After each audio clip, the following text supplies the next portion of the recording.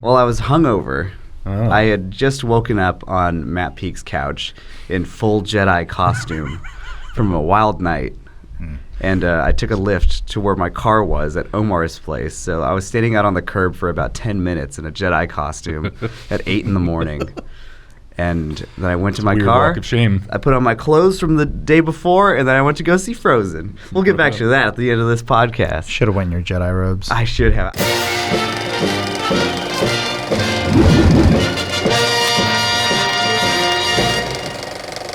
Hey, welcome to Filmhouse, everybody. I've got my friends Adam, Elise, Jacob with me this week, so say hello, everybody. Hi. Hello. My name's Daniel. This week, Disney has 10 million new subscribers for the Disney Plus app. A little bit of a glitchy day one, according to people who got it immediately. Were any of y'all those immediate people who had outages? I'm currently banned from using their app on my phone because I'm using beta software that Samsung put out, and so I guess I'm flagged as a bad boy. Oh, Yeah. where's your cigarette? Yeah. Where's your leather jacket? I smoke Juuls because they kill the young ones. I didn't know. Yeah, no, they put it out on like smart TV, so it's like okay, it was in enough places that like you could accidentally find it. So. Yeah, I didn't realize it was like a midnight launch kind of thing. Oh, yeah. Because I was up really late, and then I saw that people were tweeting about The Mandalorian, and I was like, oh, I guess I'll watch it, because I guess at that point, most people who'd be watching Disney Plus were asleep. Yeah. So it was working for me at that time. I mean, to me, that was their big first day push was Mandalorian, the first live-action TV series in Star Not Wars Lady and the history. Tramp. I have not gotten to Lady and the Tramp yet, although the first thing I did watch on Disney Plus was the DuckTales movie, where they get the magic lamp and the genie. Yeah. Oh, that's It's a great movie. It's a really, really solid There, movie. the as far as SVODs go, hot damn, it's actually pretty damn good. Yeah. The amount I was going through adding a bunch of stuff. I didn't find Song of the South, but They're not going to yeah. put that up, bud. I think it is on there. Maybe I'll find Timed release. it. Yeah. But yeah, mostly signed up for Mandalorian. Yeah, I think a lot of us did. And so we are going to talk about The Mandalorian and maybe hold off on spoilers for a little bit, just for those people who don't have Disney Plus that might want to hear what we have to say before getting it. The EU. Yeah, there's a whole worldwide issue there. So it's one of those things where it's like, don't be surprised if your show just gets pirated by a bunch of people because they Yeah. really want to see They it. want it And- now. Yeah, and there are people who do want to pay for it, but it's because of international borders and all Like those in fun things. The UK, you can't watch it till March, I believe. There's Yeah, no Disney Plus till That's what March. they're all. pretty That's what they're rough. all going to do. Yeah. They're going to wait till March. Just politely wait. Yeah, so they can sure. pay Disney. Man, so I guess for our UK audience that are being good little boys and girls, we're going to talk a little bit about Mandalorian and I guess just make it a little bit harder until then. Sorry. Yeah, it's good. IMHO. Yeah? Biggest Star Wars fan in the room, Elise. Hey, I am HO. It's great. Yeah? It's it feels very different than Star Wars, but I like it. It does. It feels comfortably Star Wars without feeling like anything I've seen in Star Wars. It's got like the essence of it. It's Yeah. got like, it leans harder into the space western thing than it leaned in like the old movies and stuff. Sure. And it really serves it well, I think. First You're right. episode's a little rough, but I agree. it finds its footing a lot quicker than most shows. Mhm. I was thinking about that, like some of my favorite shows of all time, like The Simpsons. First season's all trash. It's pretty rough. Not all trash. There's some redeeming stuff in there, but like Jacob and I were lucky. We went to a screening they had here in town where they showed the first 3 episodes. And I remember after the first one, I went, that's okay. I didn't like the opening with the sort of Star or the Marvel-esque humor. It was a little jokey. Mm-hmm. Yeah, I think Jacob, you were saying like, isn't this guy like a comedian or something? Yeah. Or, It seemed like James some- Corden. Was See, it? I don't know. think It's so. some fish man that he's kidnapping, and there's this sort of like wink and a nod of, I'm a bad, like, ooh, I'm the silly guy, and I'm like, oh, I hope this is not his like sidekick throughout the entire series. Yeah. And they, And you know, God. for fear of spoilers, He's not. No. He's not. no, they but, take care of it pretty quick, Within a few minutes. and that sort of humor isn't really introduced. Really, for the rest of it, the rest of it actually feels a bit more like Star Wars. Yeah, I'd say the first half of the first episode is the rockiest the show has been for me, because it's like you got like some goofs and stuff. It's filled with just like goofy Star Wars references. Like they mentioned Life Day. There's a thing that pops out of the door. Oh, yeah, Say Life hello. Day was from the special, The Star holiday Wars special, holiday yeah. special. And there's like little monkey lizard, Salacious Crumbs getting roasted on spits. It's just references all over the There, place. there are Easter eggs everywhere, and it's wonderful. Yeah, references all over, but in no way does it feel like it is reductive of Star Wars in any way, and it doesn't feel like it's pandering to Star Wars fans in any way. Like it doesn't feel like it's using crumbs of nostalgia to just get you excited. Like to me, who doesn't really pick up on those little nuances, I just feel like it's a really compelling show to watch. Interestingly paced. Doesn't feel paced like any Star Wars work at all. And it doesn't have any of the usual Star Wars payoffs that you expect, I feel like. Well, it's not the normal sort of hero's journey. It is the man with no name. They're doing the Sergio Leone, like, this is very much a spaghetti western, which they talked a little bit. It was cool. They had a Q&A before the screening, which was a little weird not having seen the show. I think a lot of people had already seen the first episode because it hadn't been out since then. They did that so everyone could leave. They all, from what I saw, Jon Favreau and a few of them stayed, and they were there the whole night watching it with the audience. So, like, everyone working on it seemed really happy about it. It didn't seem forced. Like, Werner Herzog was there. He was very excited. Yeah, he could not stop talking about how great Jon Favreau was. We're like, what a weird timeline we're in, but that's totally fine. Well, you told me one of my favorite things where he was like, "Don't be a coward." Oh yeah, that was a great story. There's a character that shows up later that's I guess you can kind of tell. Puppet. It's a practical Puppet, puppet, yeah, it's a puppet and so they character. said like, oh well, we need to shoot it one way without the puppet, and then one with the puppet, just in case we do it CGI. We're not sure. Werner Herzog's like, "Don't be a coward. You should film it. Dedicate to the puppet." God, he's great. He was great. They talked about a lot of cool stuff though too. Like, we'll talk more about the show, but that like a lot of the sets and stuff were built in VR using the Unreal Engine. Cool. Yeah. And they would have people on set with VR headsets and basically being like, this is what this is going to look like when you shoot it. So you're not just standing on a green screen, or you're not just standing, in a mud hole. It's like you kind of actually, they were giving the actors a sort of idea. Actually, no, they didn't even have VR headsets. They basically put them in an LED room Yeah. Cool. and surrounded them, and it had depth perception and all that stuff. All the stuff they talked about sounded awesome. Sounds wild. I want to see the BTS stuff of Yeah. how they basically did a lot of that. But all the actors were basically talking about like, the whole set was kind of like the most ridiculous thing I'd ever been involved with. Yeah. So I'm there, like, really walls curious of this about that. room that was that her have projections. sort of on like them the or kind of something? funny like background, like the LED Yeah. wall. It's like Okay. a more state-of-the-art version of that actually has depth and sort of stuff where it is a mix of VR, AR sort Cool. of like thing. But hearing Herzog talk about it, who's this old German documentarian who's saying Lunatic. like it's like I mean he's such an interesting character, Crazy but genius. for him to be there and be like, they've realized these worlds and they show them to you. Yeah, I because have there to- hasn't yeah. been mythology like this since the ancient Greeks. He did said compare that. John Favreau. He compared John Favreau to the man who created, or the society that created Hercules. Wow. I have to imagine that Disney had to have been like concurrently filming BTS content that's going to after the series comes out, it's going to go up on Disney Plus, because that might be as interesting as the show. Like you said. They did say when you see the post credits, they show a lot of like this really beautiful art. That was Yeah, actual. I love that One of my so favorite much. parts of So the show. the really interesting thing I learned from that was that was concept art that they would use. Basically, those are storyboards more or less, where they go, this is the tone and the sort of scene we're trying to set, and then they're like, well, it's really good. Maybe we just use it in the show. Yeah. Because you could print that stuff out and put it on a wall. It's I just like all the old but- like box sheet concept art. Yeah. Then you see the like compared to the show, it like perfectly encompasses all those scenes. Like they nailed it. Yeah. What they were trying to accomplish. It's pretty damn good. Um, And then also just talking to their composer about the sort of tone they were going with. I forget his name. It's like Ludwig something or another. It's like Grassalson. Garamsen or something like Black that. Panther score. Oh, is that the guy? Mhm. Yeah. That makes sense. It's just sort of trying to create this otherworldly but familiar sort of spaghetti western sound. Yeah, but it then sounded sort of kind of tribal. like Ennio Morricone stuff Yeah. for sure. He specifically mentioned using a bass recorder a lot because he was trying to think of the farthest thing from Cool. a John Williams And space thing. I appreciate that so much, because it doesn't feel like it's just a variation on a John Williams score. Like Jedi Fallen Order is very much the like, well, we are riffing on and we're adapting a Williams-esque feel and Just huge and orchestra yeah. sound. You music could feel that like for this game. that flute in your ear. You're like, okay, I it's get like it. they're trying to hit like that Star Wars feel, The the music classic in this feel. is excellent though, and it doesn't feel like it is just a parody of itself. Yeah, it's for it's sure. a story that exists in the Star Wars universe and is not exactly connected. Mhm. I mean, it is to like some stuff. Not getting the story spoilers or anything, but like.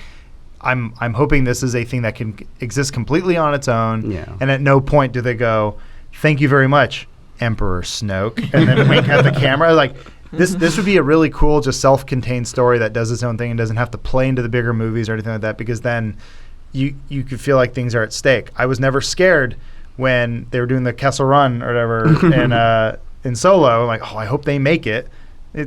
It's that's sort of already ruined for you. So, but this show, I don't know what's going to happen to anybody. There's the one scene at the very end of the first episode where you think there's a flash of red light and you think someone could have got shot or whatever, and like most people had the same reaction.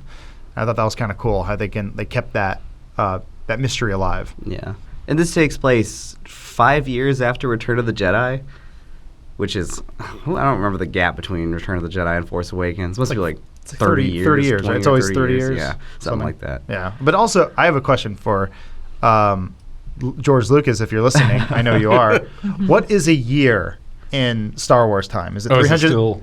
There is like a Interesting. galactic basic year, which is the same as ours. Okay. Okay. Oh, Yeah. okay. So Coruscant Just for or something like convenience, that. yeah. How many makes trine sense. is it, Jacob? Oh God, I can't. What is a Try to do some trine? calculations real quick. So, Elise, earlier you brought up the pacing Yeah. was a little strange. I thought the same thing too, because this is like an action show, and they're odd lengths. They're like 34, 35 minutes. Usually big drama action shows are an hour long. The half-hour drama is always a little bit of a different thing.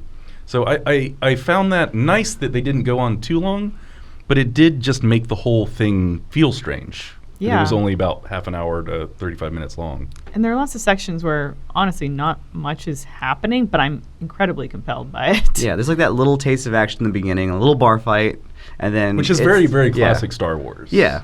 And then it slows down for the majority of the episode until that wonderful action scene towards the end of the first one. Yeah. Um, And thus far, it's not jamming any weird politics down our throats, Yeah. which I also appreciate. It places it in an interesting time in the Star Wars timeline, I guess, where, I mean, it's affected by the fact that the Empire's essentially been dissolved, but this is a thing they did in the expanded universe stuff where they had the Remnant, where you're like, okay, what do you do with, millions of stormtroopers around the galaxy, and there are these kind of sad characters that you see just sprinkled in the show that I think you show without telling, which is what great storytelling is, where you see these stormtroopers just covered in dirt and gross, like they're love that scene. they're not clean. They seem pretty angry. They're like a little hair triggered too. Like Yeah. they're kind of nervous. They're just sort of directionless without a lead. they're like yeah, hiding in they're, a they're working for the secret one room. guy with an Empire, necklace, Yeah. basically, like just trying to hold on to something, looking for any kind of work, essentially. That was like definitely one of my favorite and one of the most telling scenes, I thought, is when you walked in that room and those stormtroopers are kind of gross. They must have been in that armor for who knows how long. Yeah, Yeah. they've had to like And- kind of hide in this secret place Yeah. to do their thing. I will say that the pacing, though, is sort of taken care of just to alleviate this. By this time, the third episode should have been out, but I know you guys haven't seen it yet. Yeah. It's okay. When Well, you watching the 3 episodes back to back to back, like the pacing feels much better. Well, I don't know if I don't see a pacing issue. I just Why do you hate think it? it's different. It's very different in its Yeah. pacing. I appreciate that they're trying something a little bit new too, because I would imagine Disney would stick to a formula, strict, these things work, these things don't work, always do this thing this way, and they're trying something a little new, which I think is really cool. Mandalorian's also like the Terminator. Yeah, a little He's bit. come out and He's also a little stiff. yeah, that's why I'm like The action's not super smooth. I mean, I'm hoping he commits to the helmet the entire series. Yeah, that's another thing I wanted to mention is Mini spoiler. I guess I mostly thought about this during the third episode, but the way they shoot it, they managed to make this like faceless character still convey emotion and stuff. It's like, okay, I know what he's feeling right now. I'm not entirely sure why. Like, I don't know. It's just like maybe it's Pedro Pascal's body language or something. But they just do a really good job of kind of making you empathize with this character that you can't see the face of ever. Which has got to be tough. Yeah. But they do.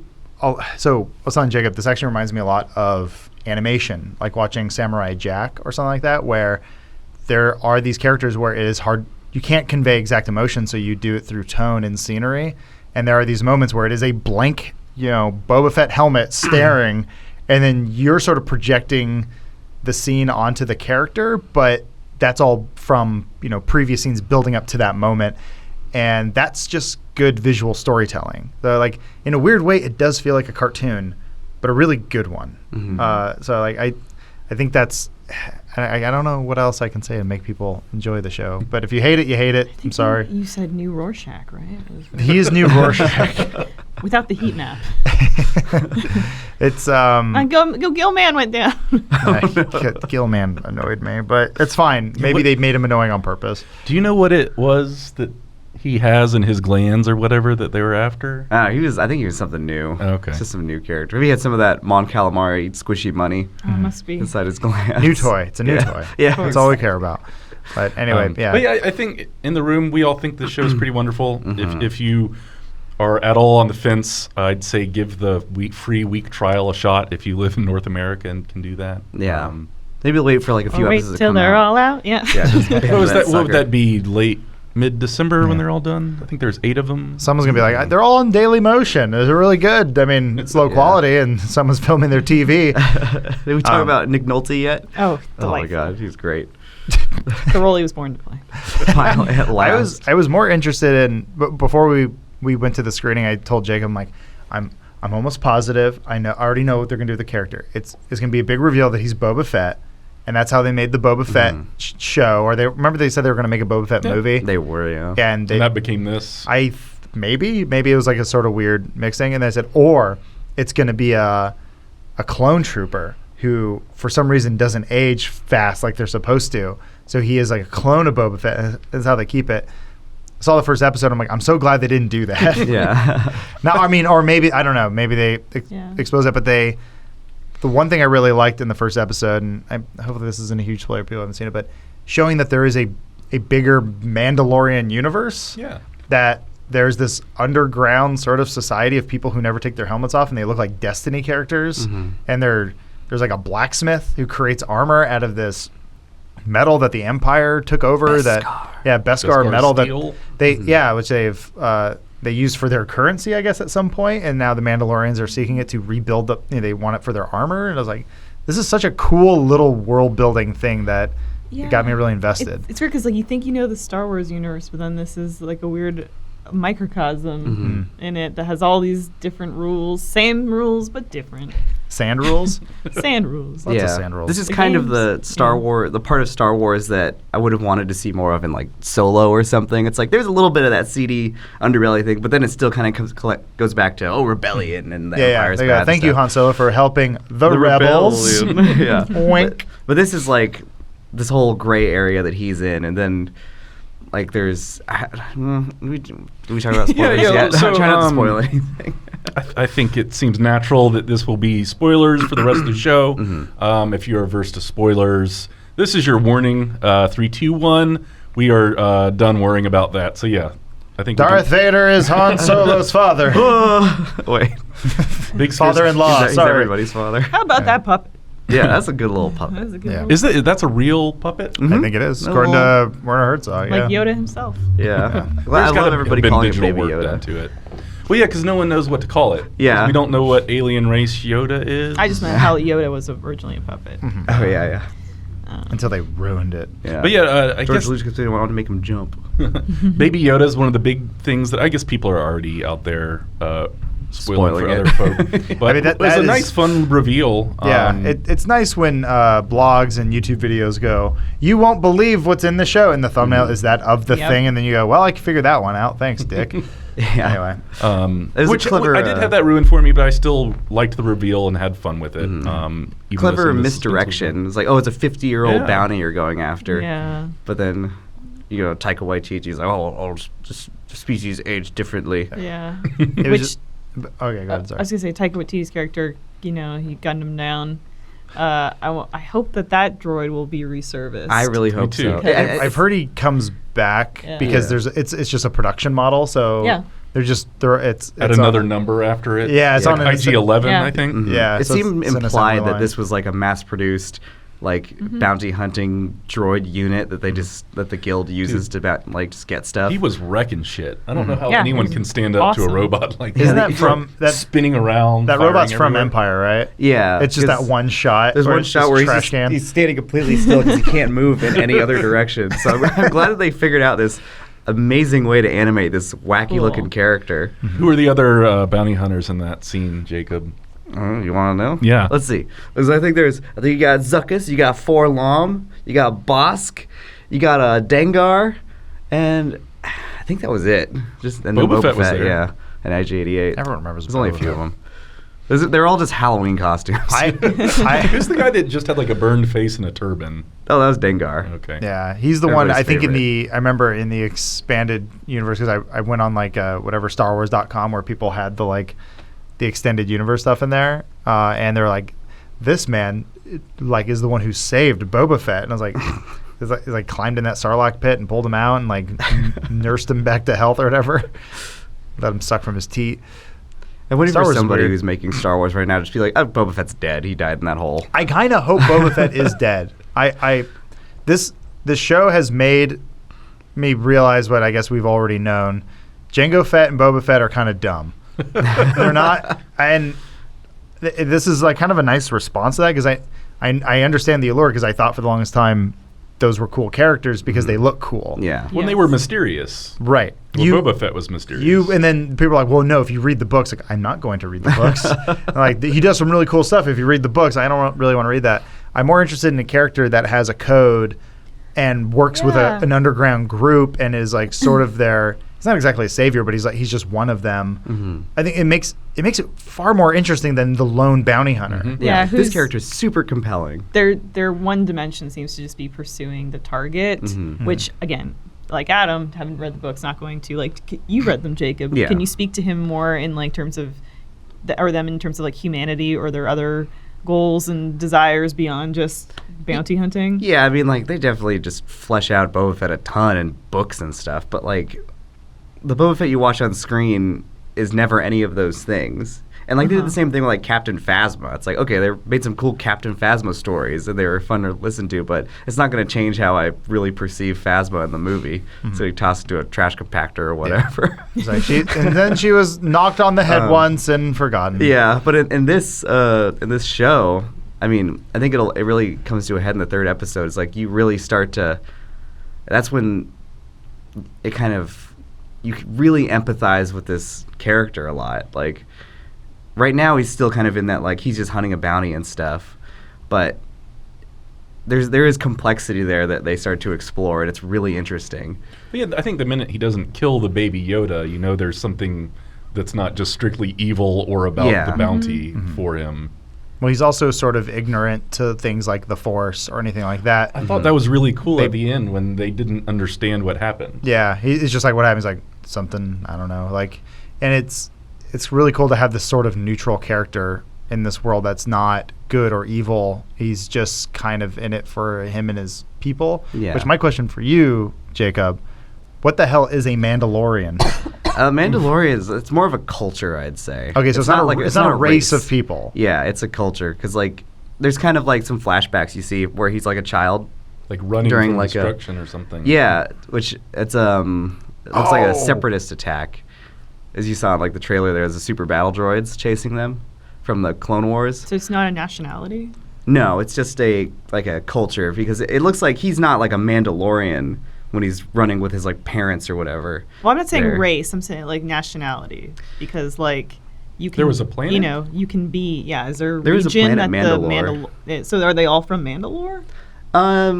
I think it's like a cult. I don't know if they've explicitly said this in like canon or whatever, but it seems like a culture you can be adopted into. Okay. Like, so you can like be born a Mandalorian, yeah, sure, but you can also become a Mandalorian and just be raised in that like lifestyle and stuff, which it seems like this character was. Thank God he's not like Boba Fett or Jango Fett or whatever. Well, like, what makes them different? So Religion of guns. So or Jango something? Fett is a Mandalorian, and then Boba Fett's a clone He's of just him. a clone, yeah. Right, but he doesn't age as fast as the clone troopers. That was how they worked that in, right? Yeah. Okay, I just want to make sure I'm getting all my Mandalorians. I'm not in a sure that row. Jango was a Mandalorian. I could Well, be he was a wrong about that. Mandalorian. He was? Yeah, Okay. but According I to think Jacob, who there's told me. there's like some whole thing about him being like disgraced or whatever because of his service to the Republic or whatever. I don't know. Yeah. He sold out. I Yeah. just I love the sort of religious tones that they have of it when like he submits, you know, his penance or whatever, and then he like sits in this like sort of like cross-legged thing, you know, before the shrine of the Beskar or whatever. Like, this is really fun. And then this, you know, when they're like, we do not take our helmet off. Like, and what is that little thing they say? So say we all or whatever. Oh, that I have said or something. No, they say something. Nick Nolte's character does the I have spoken. spoken. I guess that doesn't. But they say something like, that's just like- the way it is. Yeah. Things will never be the same. I forget. They have just like these Yeah, little that's like third mantra. episode stuff. It does. Yeah. I don't remember what it is though. It does have this, like, in terms of the Western, this weird, like, reverence to, like, you know, a lone cross in a desert kind of thing. Like, I do sort of want it all to culminate in a, where, you know, he tracks someone to a little shanty in the desert somewhere, and there's a big shootout, like, in this ghost town. Yeah, I do expect them to do some of that, like super Western-y trope stuff at some Yeah. point where he goes to a small town and there's two gangs in charge and he's got to gotta pit run them them against out. each other. Or Yeah. there's Yeah. a village, you know, and they have to do 7 samurai defend it from bandits or Yeah. whatever. I mean, Adam, you mentioned the religion thing. I mean, there's that like kind of quick goofy line in the second episode where the Jawas want his gun. He's like, "Oh, guns are part of my religion," and stuff. But I guess it kind of goes back to the show don't tell thing. He has like a face off with a big monster in the second episode, and there's a point where like he's just getting his ass kicked by this thing. His armor's all destroyed, and eventually he kind of like gives up and like he's just got a little knife out. And man, like the way he you see him like kind of bow his head and stuff, and I feel like that just shows a lot about like this character and his like beliefs, I guess. And I don't know. That just stuck out to me as something really cool. I thought it was a cool scene too because it was maybe one of the more like fantastical things that happened. Like the show became sci-fi fantasy again for a little bit instead of just a Western where, you know, he's fighting a dragon to, you know, defend a child or whatever. It was more like a big cow. I did Big think- dirty cow. with a rhino horn. I thought it was just a giant rhino. Like they could have come up with a creature that was a little more interesting than that, I think. But maybe simplicity. I thought it was fine because the helpful. payoff was so great that it was literally for an egg. And I like a hairy mop egg. I like seeing kind of more into the world of like Jawas are really interesting. Where in our minds we go, oh well, we've seen Jawas on Tatooine, so they're from Tatooine. That's very racist of us, and that is us presuming that they are from there. No, they can go to other planets and drive around on their little sand crawlers. Do the sand crawlers become spaceships? I don't know, You know, Jacob. it's our understanding of the nation and the state, right? Like, you Yeah. can be from India, you can move to America, and you can be an Indian American. But right? our view is like this, Yeah. and I think They the got show. space politics. Yeah, and the show is sort of expanding on that a little bit, but I like the fact that these like Jawa show up, and then it is similar to like, you know, the first Star Wars, New Hope, when they're trading with them and these sorts of things. But then it's cool to see a character that's willing to like put a flamethrower in their face, Yeah. and then Throw just them off of their sand with crawlers. like pretty no great. mercy, Yeah. just angerly throwing this child. He's I essentially know. beating up children. He like sees his was- ships getting torn apart and was starts great. killing them immediately. Well, yeah, disintegration. Yeah. right? Yeah. Oh, no disintegration. Blah blah blah. Yeah, I liked his awesome cool gun. It took me a long time to figure out, but that is not Tatooine that they're on that desert planet. It's like Arvala 7 or something. They aren't doing the thing right now, which I'm really glad. The Rogue One did this, where when they would go to a different planet, they'd do the lower third of what planet they were going No, to. I always like that. I hate that. I hate that for Star Wars because it's fantasy, and you should be able to, if it's something you do that for a sci-fi movie, that makes sense. I feel like it helps build the lore. If you know, like, It's know for where you're dum-dums. It's for people who go, what planet that? I lost track of what planet they're on. It's actually better, I feel like, in this sort of universe where you ask the question, oh, wait, was that, you know, Jakku, is that Tatooine? And then you start to look into it You want because it's, contextual clues? Is that yeah. what you're looking for? Something maybe, yeah, where it almost like it doesn't matter in that sense where you have to basically write it out for the audience, you know. I prefer to just sort of speak for itself. And I think Mandalorian, going back to the whole thing of visual storytelling, it's doing that better than I think some of the other movies have been doing. In the older movies, they just like say the name of the planet enough, and you eventually remember. Then you got like Rogue One, which that's probably because like those like recutting it or whatever. It's like, oh, we got 1,000 planets in the first 5 minutes. We got to slap some names on them. And then this, where they never mention the single name of a planet ever.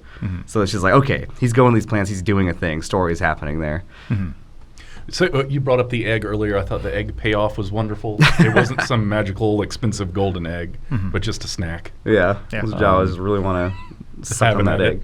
Which is kind of gross, too. The just nastiness of pulling out all that crap. Yeah. Is, I don't know, brings it back to some original Star Wars gross. I'm sure they had Herzog on set. He's like, the egg represents the inner. It's time. Dig in, don't be coward. The sands of time. Yeah, Where'd you find an egg so large? It's the yolk that brings us all together. Yeah. Use the puppets. Use the yolk. I guess Like, you're not shooting today. Why are you here? Yeah. Jacob, was this the first explanation of how toilets work in Star Wars? Oh, vac tubes? Vac I think tube. so. I think so. It's explicitly in like a visual medium for sure. Okay. 'Cause they actually showed us a little silver toilet. Yeah. Okay. With the guy who evacuate his thorax or whatever. I was like, oh god. But there was one other thing. I mean, other than Blue Guy, but the whole second episode, it was like actual really funny episode, without being like just too absurd or anything. Like, it's a show that actually has humor in it, and it's like, I thought it was kind of gonna be a dead serious kind of show. Well, the humor kind of came from the absurdity of it all. Yeah. When he's just shooting these little these children in cloaks and they're exploding into nothing. Yeah. Like, you laugh at it the same way you laugh at John Wick. It's Yeah. just It's over the top. He's Yeah. trying to like climb up the thing, and they're just throwing junk in. It's bouncing off his helmet and stuff. And like, this works, and it's funny, and it's not out of place at all in this show about this faceless bounty hunter. So they did a good job with that. Yeah, I thought a lot of the effects were really good. There were a few points where those blurgs. All the blurs from Ewok Adventures. all the way back from Ewok Adventure. They were a little dodgy effects-wise sometimes. Yeah. But Well, you got a little Nick Nolte on top. It looks just fine. That little puppet's real cute, though. are we talking about things that we don't like about Star Wars? Yeah, Because I learned something I really don't like about Star Wars when we went to that screening. People who like Star Wars, man. This obviously can't be contained, and that's just the way it is. But we sat in front of some of probably the most horrific people who enjoy. Like, maybe it's just a taste of fandom that I don't get to see a lot of it outside of conventions. But there's a shot. We all seen the second episode, right? Mm-hmm. In the very beginning, when there's just like a little like lizard, it just like walks out. It's a brief shot. It's nothing. There are these two girls behind us who are with some other people, and just everything's, oh my God, oh, I need that. I hope they sell that. Oh, that's so cute. I want to buy it. And every time the little Yoda was on screen, it was just oohs and ahs. Like, we get it. You love the fucking thing. Shut the fuck up. Like, I want to enjoy the show. And another reason why I'm actually really enjoying going back and watching the episodes is because they're not behind me. And people are terrible. And if you like things, that's cool. And you could maybe, let out a chuckle, and maybe you clap at the end if you really enjoyed it when the credits are rolling and you saw the hardworking people who made it. But shut the fuck up during the actual watching of the thing. One of my favorite, not favorite experiences of seeing a movie within the last year was Avengers Endgame. And this dude behind me was just losing his shit for everything. And when all the women get together on the battlefield, he went, all the girls! Thank you. He went, all the girls! And I was like... And you said he said the thing that's happening, Yeah. and without him, we would be lost. But it was great. Anyway, I think most people aren't going to be able to see this in the theater, so they won't have to deal with horrible Star Wars. It was actually cool Thank seeing goodness. it in the theater. Like, it would be cool if they did a run where you could watch it in a movie theater alone. But yeah, thanks. I hope Disney Plus and these sorts of things are kind of the future, where you could see movie level things at home, where And see The Irishman in the theater. maybe. No, I can't. The people seeing The Irishman in the theater are going to be quiet because they're all going to be 65 years old. Yeah. And that's or cool. Ryan.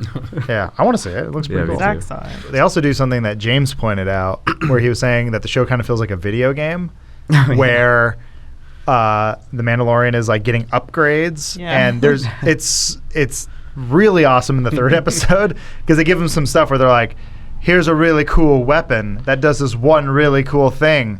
Hope that doesn't happen anytime to you soon. And then, of course, you get to that moment, and it's a pretty badass moment, and you're like, okay, cool. Well, and you know later at some point that puppet's going to do some fucking awesome action shit. Yeah. Oh, like episode 2. The little flying around baby Yoda. Well, I'm thinking more like Dark Crystal puppets. Oh. You know, like that puppet's going to get out of that little basket and he's going to do some crazy fucking shit, fuck some people up. We all know it's going to happen. Oh, man. The visual of the little floating stroller is really wonderful. Whoever came up with that's pretty brilliant. Yeah. It just casts a really cool silhouette, against the sun or Has like whatever. Jetsons vibes to me.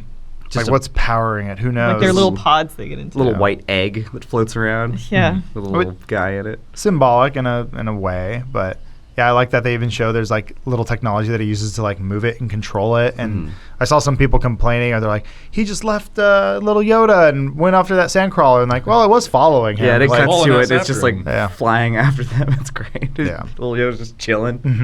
Is there anything else about Mandalorian? I don't know. I don't specifically do. we're gonna get. I don't want to spoil episode 3 for you guys. Yeah, it's 'cause great. Fun. Yeah. It should be out, by now. But I think it all builds up. It's like if that was its own movie, if those 3 episodes was a movie, I'd actually probably be pretty happy with it. Where it's like the way they're paced, the way it goes. It might feel a little rushed, but this is like something that works really well as a. I wouldn't. It's barely a TV show, right? It's a web or it's a mini series almost, like How many episodes total? Like 10? 8. 8? And they're shooting the second season right now. They could have been Oh. two features on Disney Plus, but it is Yeah. content every week, right? I like this world where we can make the runtime is sort of nebulous. Yeah. Like, hey, maybe they want to do an hour and a half episode. Maybe they want to do a 15-minute episode. It's however It's long it cool. needs to be, Exactly. which is real That's what it nice. should be. Yeah. Yeah, I like it. No ads. You just watch the thing. Oh, I mean, I guess it's an ad for Star Wars because you're going to be there December to see Rey and Kylo Ren and all your buds back together adventure. I wait for Werner Herzog's character to be cradling Baby Yoda. It's like, I'm going to name you Snoke. You are Kylo Ren. Or yeah, what if he? That's the final shot of the whole series. He goes, "Thank you for bringing me Daisy Ridley." Wait, her name's Rey. Shit. Anyway, Are there any other Star Wars monsters that you want to see babified in Mandalorian? Let's see. They already did Baby Jabba the Hutt. Oh, they did? That was his son, and it was stupid. oh yeah, Where was Baby Jabba the Hutt? It was in the Rebels, Clone right? Wars movie, the animated movie, which was not good. The Jake- show gets way better, but the movie was not good. Jacob, you're like a walking trivia machine when it comes to Star Wars. Is there anything that you noticed in those first 3 episodes that people may have not picked up on? I mean, they kind of throw the big stuff out there, like the Coliseum monkey lizard getting roasted and stuff. course. But there is some stuff with the, I can't not say it like Werner Herzog. He's like Dr. Pershing, that like dude that comes scurrying out, Yeah. the like science dude. He's got like some kind of like Camino insignia on him, like the cloners from Attack of the Clones and stuff. It's like blink and you'll miss his stuff, or you'll just miss it because it's not obvious at all. So you think they're trying to clone the Yodas Maybe to make something an like that. army of Yodas? Like clearly they want this like force sensitive baby to do something with, so that's not out of the question at all. So that was just a cool little something, little detail That's for cool. people that pay attention to stuff like that. Man. Yeah. I guess that's something too. I don't know if you guys recognize the name Filoni. I wasn't aware of him. Dave Filoni, yeah, He cowboy is, hat. Yeah, he's one of the producers, and I think directed the first episode. He's basically worked on what was it? Jacob knows all his of Clone Wars. He basically made Clone Wars and Star Wars Rebels, and has done all the animated stuff. He was like even in the Q&A, like he was talking about how like the DP or something on the first day was like, oh, the sun's up, we gotta like get going on this, and he's like, oh, why? It's like we're gonna go down, we have to stop. He's like, oh, the like, sun. I work in Interesting. building in Burbank. Yeah. There is no sun. It never stops. Yeah, but it was really interesting that the dude was just very humble, really cool, and it is this animation. The guy comes from animation, is working in live action, and kind of making a really fresh, really well done take on Star Wars. And so. he's really kind of like, I feel like the torch really went from George Lucas to him when it comes to like lore stuff.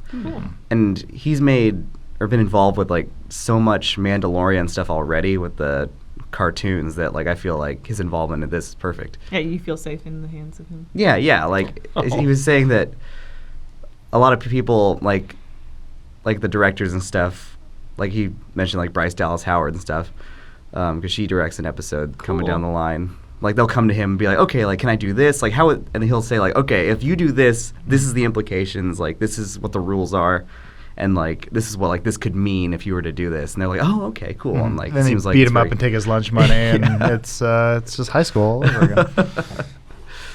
But yeah, it's cool. Any other closing thoughts on Mandalorian? I think it's Good. one of the best shows that come out this year. Wonderful. Agreed. There's Disney some- Plus did a really good job. Yeah, Star Wars TV show finally. Turns out when you have all the money in the world and all the licenses in the world, and you're not Apple TV, you can make some cool stuff. I've heard that one Apple TV show from the space one where the Russians won the space race. Oh, that sounds People said that's cool. pretty good. Ooh, Okay, sounds interesting. I trust you. You know what? I haven't seen it. I can't watch it on anything I own, so Yeah. That does make it hard. I like that thought process. Right? We will make a TV service exclusively on the devices that we own. And they go, okay, well then I can't watch it. They go, but maybe some Samsung TVs too, please watch Apple TV. They sent me an email and they're like, we'll give you a year, please just watch. It's like I don't want it. I'm sorry. I know, ironic. We're bitching about SWATs. Anyway, Anything else, Miss Elise? No, I'm Right on. 2 thumbs up. Yeah. Cool. Yeah. Thumbs up from Round. Go see it. Love it. So in more Disney news this week, Jacob went and saw Frozen 2 this past weekend. Yeah, you thought I was here to talk about the Mandalorian. Yeah. I was here to talk about Frozen, baby. I think y'all are going to have to help me out because I don't really know much about Frozen other than the song and the Olaf. But yeah, how's Frozen 2, man? That's pretty good. Does it hold up to the first one? I thought the first one was better. Okay, because that was Um, like massive success yeah. beyond what I think anyone expected Enormous. Frozen to do. And like, you know the story of the first one, Dan? Just like basically. there's a sister with magic powers, then isolates herself because her powers get too crazy or whatever. Mm-hmm. and then I guess, Olaf, like, you Olaf guys- happens, and then Yeah, the Olaf's Katy in Perry it. song kicks in. Is Olaf back, Jacob? Olaf is back and the same as ever. Does he get a girl? Is there a female Olaf now? No, Oh, there's okay. not.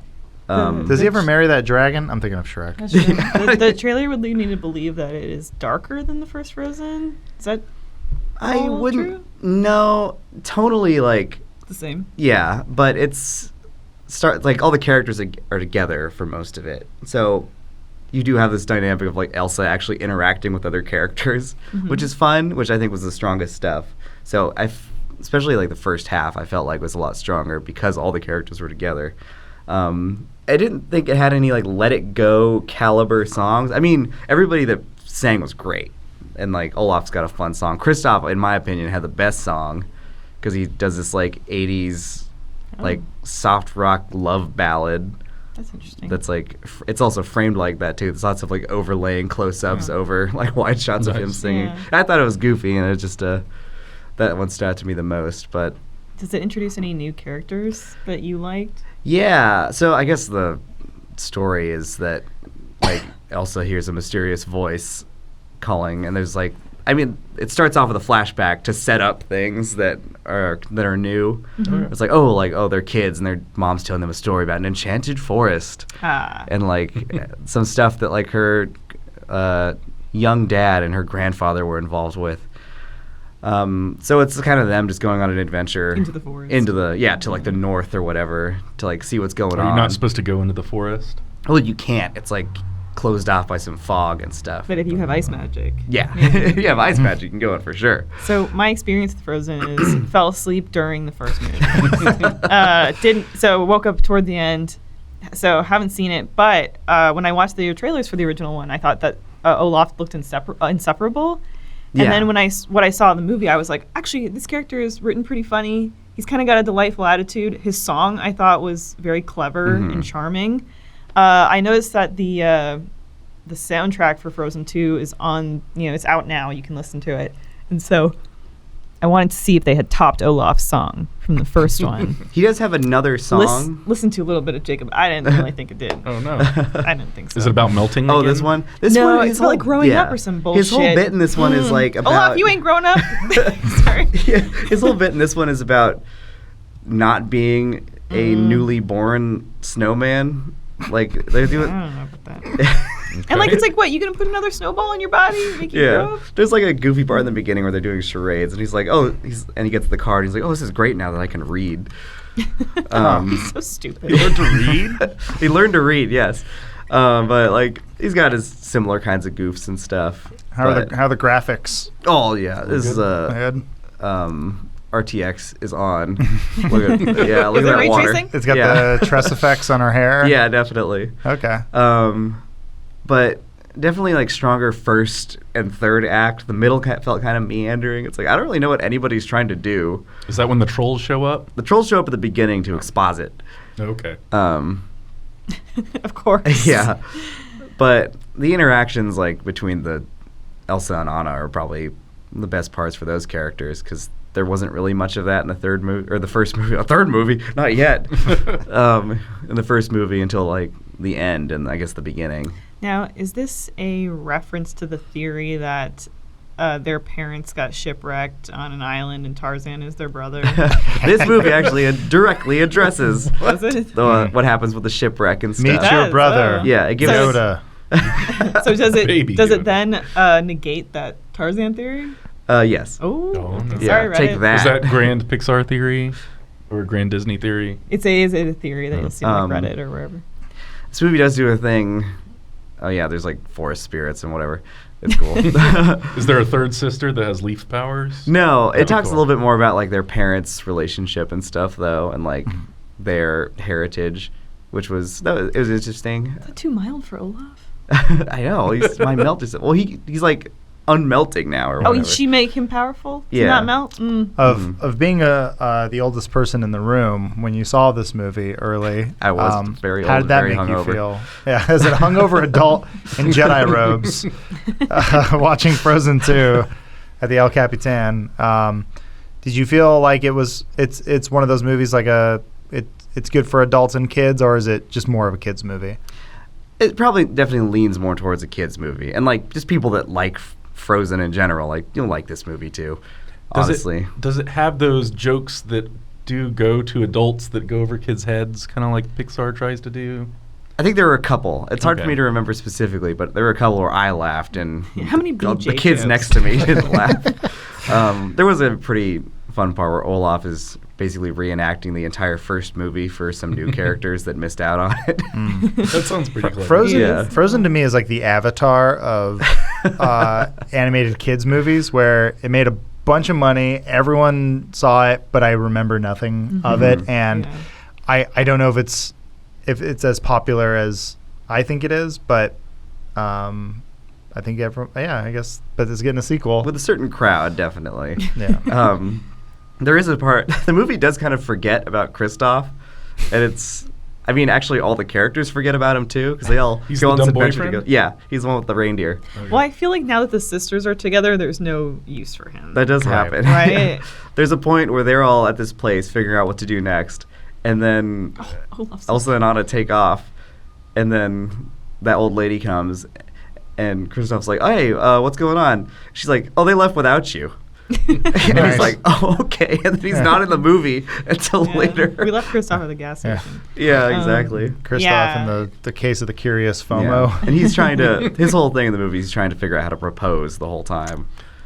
He's having a hard time with it. That's kind of a flip on things because I feel like it's just, these women have something to deal with, and then there's this man that's obsessed with a woman. Why can't they just And be he's- friends? Why does she have to be a hole that he has to fill? Well, they I don't smooch get at the it. end of the first one. Did they? Yeah. Oh, Did they smooth? I don't know. I just remember the sort of twist, bad guy, because the Bad movie didn't boyfriend. really have a bad guy. Mhm. I guess the bad guy was the lack of ice and the economy of the Norwegian government, but I may have been reading differently into it. Anyway, well, thank you, Jacob. Is there an antagonist in this film? Not in this one. I guess there's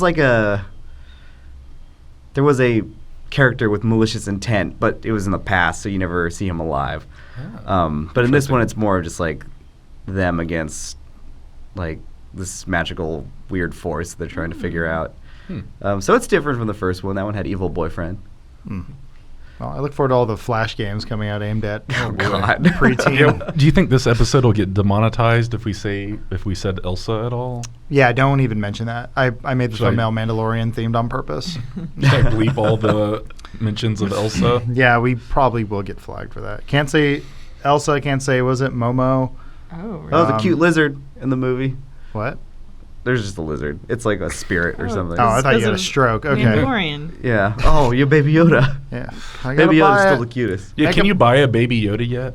You Should we go to better Target and believe your look? ass you're going to Star be able Wars. to. Galaxy's Edge, right? Yeah. Yeah. I mean, so just so you know, just so you understand how the whole thing is tied in, we've been playing Fallen Order, and then Jacob pointed out that in the game you can modify your lightsaber, and a lot of those pieces are at Galaxy's Edge. Yeah, they're the Disneyland Yeah, so lightsaber parts. There's a lot of what we call in the workplace corporate synergy going on, where a video game is tied to a theme park. It blows my mind. Yeah. That's So wild. they know what they're doing. Smart kids. Those Disney kids. Keep an eye out for this Disney Yeah. corporation. I think they might be onto something. Lucky youngsters. Hey, figuring it out. Yeah, they already own most of the planet, so why stop there? Right on. Anybody else? I'm good, You- man. Can't wait for Did it to Jacob show up. answer all your Frozen 2 questions, Yeah. Adam? Can't wait for it I have to- a few more, but I'm going to wait till I see it on the big screen in my living room. There you go. Because I ain't going outside to deal with children and all. When this pops up in Ooh, children's. Kingdom Hearts 4 or whatever. I'm waiting for. Oh yeah, I got my Frozen refresh from Kingdom Hearts. Yeah, I thought it was pretty good. Awesome. Well, we are out of time today. We do not have time to talk about the Charlie's Angels reboot that came out this weekend. Shucks. And we'll be back next week. Thanks for coming around, everybody. Bio. I think George is just like, I'm just going to fuck with him now. Because I think everyone else in the world cares more about Star Wars than he does. And he kind of like, at a certain point, you're like, all right, but I still hold the keys, So enjoy this one. I would totally fuck with shit. If I ever when Sex Swing finally becomes that cult hit, I'm going to go in, I'm going to add McClunkies everywhere. Change